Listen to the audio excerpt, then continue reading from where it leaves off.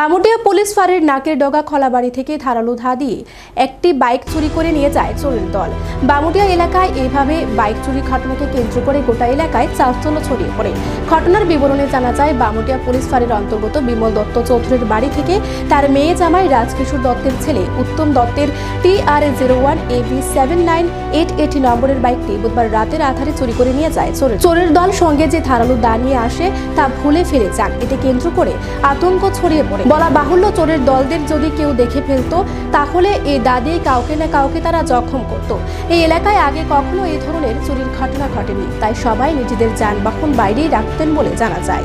এই চুরি কাণ্ড নিয়ে বাড়ির এক সদস্য সংবাদ মাধ্যমের মুখোমুখি হয়ে বলেন, তাদের ধারণা ড্রাগস আসক্ত যুবকরাই এই চুরি কাণ্ডটি সংঘটিত করেছে। এদের কারণে গোটা রাজ্যে চোরের উপদ্রব বেরিয়ে চলেছে। সম্প্রতি বামুটিয়া এলাকাতে একাধিক চুরির কাণ্ড ঘটলেও সমাধান করতে ব্যর্থ বামুটিয়া পুলিশ ফাঁড়ি। এখন দেখার বিষয়, এই বাইক চুরির ঘটনায় বামুটিয়া ফাঁড়ির পুলিশ চোরের দলদের ধরতে পারে কিনা।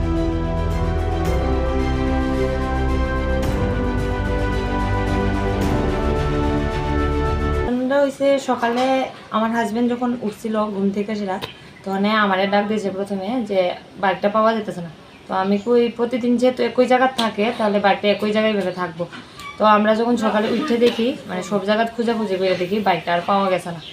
এরপরে আমরা পুলিশে গিয়ে সেটা ইনফর্ম করছে।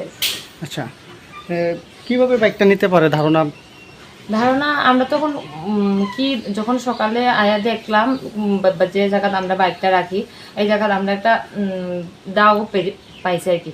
তো সামনে যেহেতু আমরা ধারণা দাও পাইছি, তারা লোকটা আমরা নতুন লোক লাগাইছি, নতুন ব্যাটারি সবকিছুই নতুন, কিছুদিন মাত্র আগে পাল্টাইছিলাম সবকিছুই।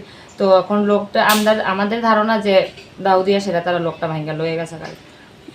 কোনো ধারণা আছে না কারা এই চুরিটা করতে পারে? কি আমাদের পাড়ায় তো অনেক মানুষও এখন বেশিরভাগ মানে যুব সমাজ যারা মানে ড্রাগ এডিক্টেড থাকে, তো আমরা এখন কারেক্টলি তো কারোরে মানে ধারণা করতে পারি না যে হইতে পারে, কিন্তু আমাদের ধারণা যারা এদিকে ড্রাগ এডিক্টেড মানে ছেলেরা থাকে তার মধ্যেই হতে পারে।